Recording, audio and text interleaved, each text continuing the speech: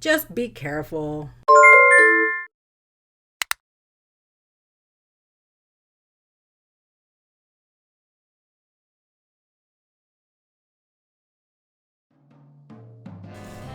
One of the many advantages for mountain bikers is you will see things you would otherwise miss, like this place. My best guess is that at one time this was a remote concrete plant, maybe for a large municipal project or possibly military. After I lifted my bike over this obstruction here, this obstacle, I noticed there was probably a couple dozen different size and shape concrete structures, some slabs, some pillars coming up out of the ground.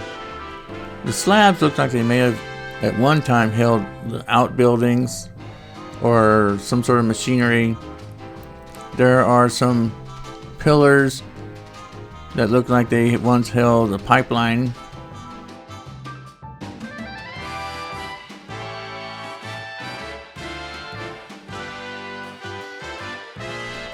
As you can see, there are also some I-beams sticking up out of the ground that could really do some damage if you were to fall on them. So let's not do that. The whole area kind of makes me think of a poorly planned cemetery.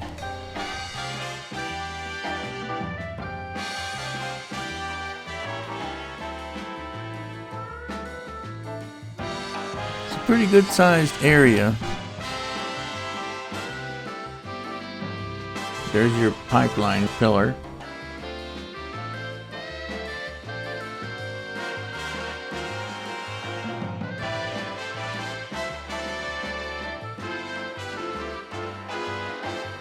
This could easily have been a remote concrete plant.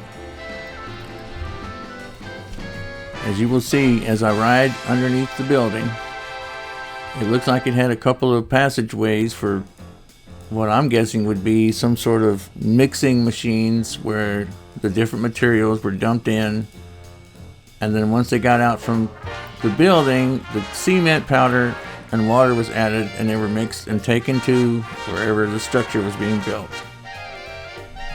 Of course, I don't really know. I haven't found anything on the internet, and nobody I've talked to knows anything about it.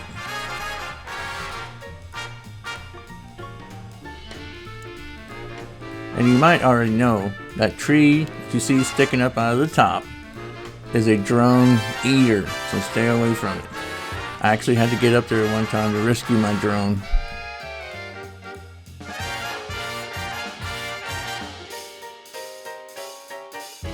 Here's the back side of the building, which looks like a pile of unused material, some sort of sand maybe, piled up against the building. I'm glad that was there because that's how I got my ladder to get up there and get my drone back.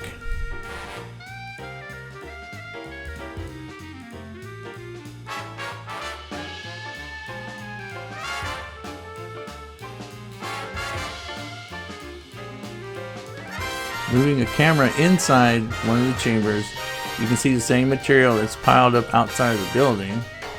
And this one, it looks like it contains something that you might not suspect.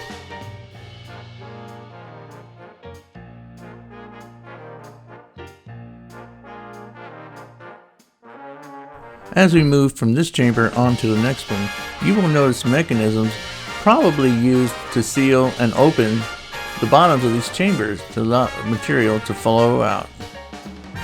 This chamber holds aggregate, rocks, maybe the thing, who knows. No plants, no big plants growing here, no trees. Someone tossed a piece of a tree up there, and a few little plants have grown and some moss, looks like. But that's about it.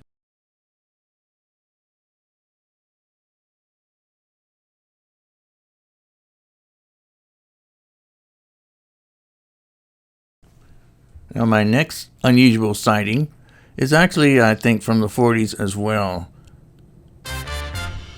This sweet old car just comes out of nowhere. Such a strong sense of awe and respect as I rolled up to it. So of course I had to stop and take a picture for Instagram.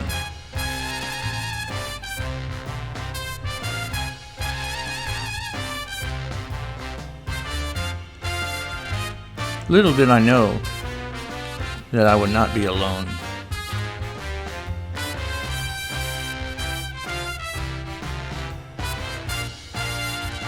That's right. You guessed it.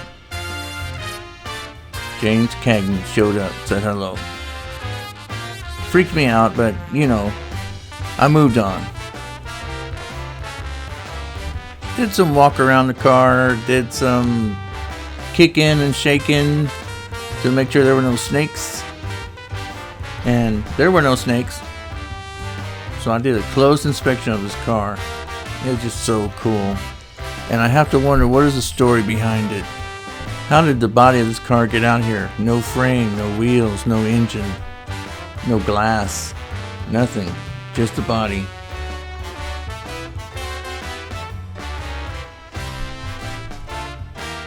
I love those fenders that are attached to the front doors. I don't know what happened to the roof, but it wasn't good. Still looking out for snakes though, and anything else that might pop up.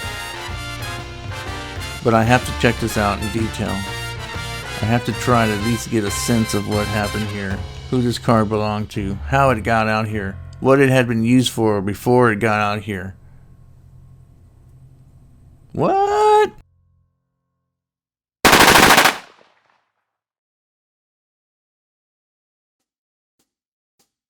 Of course, that's just conjecture on my part, but my imagination won't let me do anything else.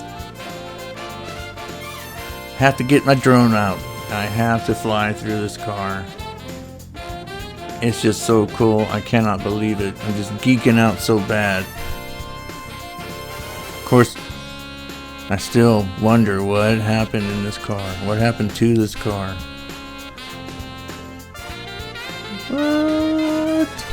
What? Okay.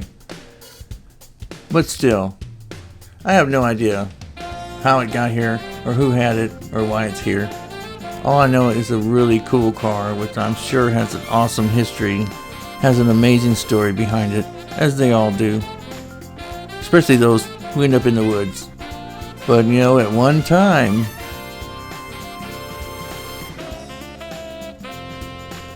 this car was sweet. Still is.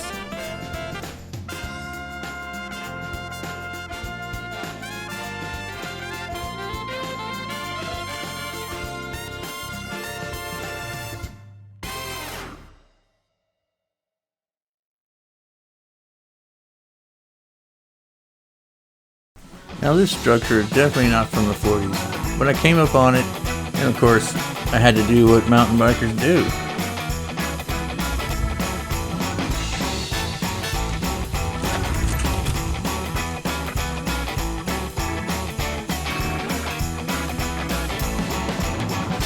But then I busted out the drone to get some really cool shots. Sat here for a while, looked out over the little area. The breeze was coming and going. It was so nice. It was a warm day, but it was so cool underneath these trees. Oak trees are so warm and welcoming. So much fun to come out here and just spend some time with nature. Just relaxing. Don't worry about coronavirus. Don't worry about my coronavirus or any other. The birds were singing. The wind was whispering. There was some gusts. Kind of wreaked havoc with my little drone a little bit. So it took some maneuvering, took some patience. But I had great footage when I was done.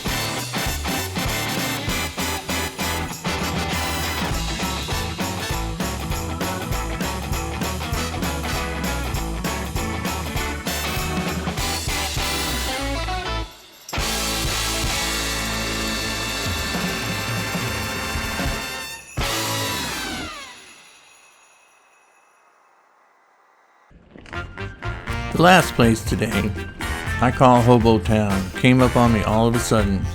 and it kind of freaked me out because I felt like I was really being watched. And maybe I was.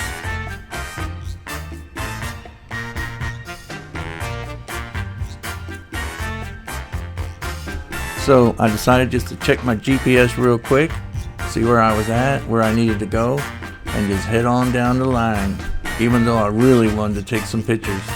But I had to get out of there. Like I said, I really felt like I was being watched.